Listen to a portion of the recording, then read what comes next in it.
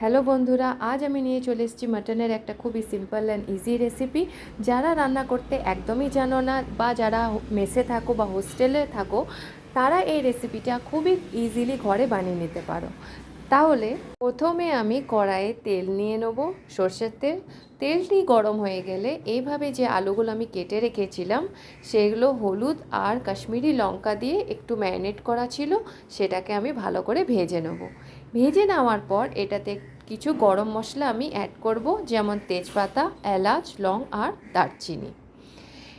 গরম মশলাগুলো একটু ভেজে নেওয়ার পর আমি এটাতে পেঁয়াজ দিয়ে দেবো। পেঁয়াজ আমি এখানে 3টে মিডিয়াম সাইজের নিয়েছি, আর সেগুলো একটু ভালোভাবে ভেজে নেব।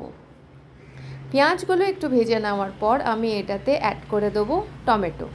টমেটো আমি এখানে হাফ অ্যাড করেছি, বেশি টমেটো অ্যাড করিনি, কারণ এখানে আমার মাটন আছে 400 গ্রাম, তাই আমি এখানে হাফ টমেটো ইউজ করেছি।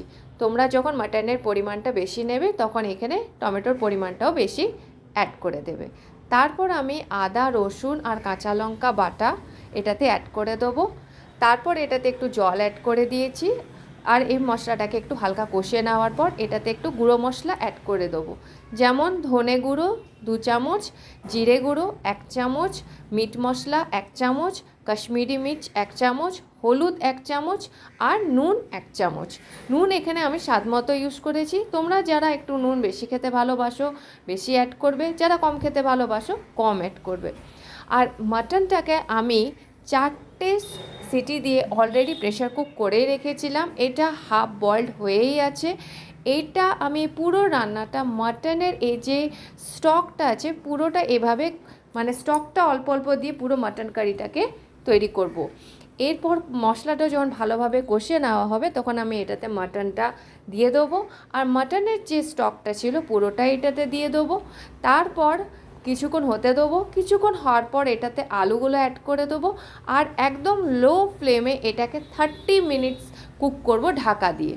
ঢাকা দেওয়ার কুক করার পর দেখবে মাটনটা একদম এভাবে পারফেক্টলি রেডি হয়ে যাবে। রেডি হওয়ার সময় মাঝখানে আমি নামানোর 10 থেকে 15 মিনিট আগে আমি একটু গরম মশলা অ্যাড করে দিয়েছিলাম। তারপর 10 মিনিট হওয়ার পর আমি এই মাটনটাকে এভাবে নামিয়ে নিয়েছি।